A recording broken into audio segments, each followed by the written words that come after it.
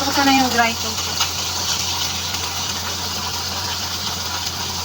Ating ulam. Actually, may gulay pa ako. Idagdag ko lang yan sa ating ulam.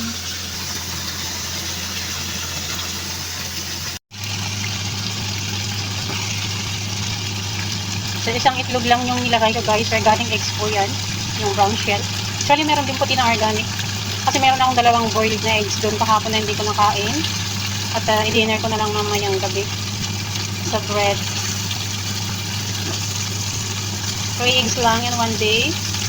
Or more healthy. Kung lambot ng tofu nito. Gusto ko sana yung mga matitigas na tofu, yung dry na siya. Tapos nakikikain na ako ng tofu, guys. Hindi ko siya binibili.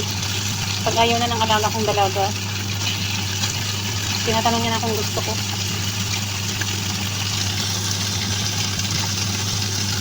Kasi nabasa ko rin kay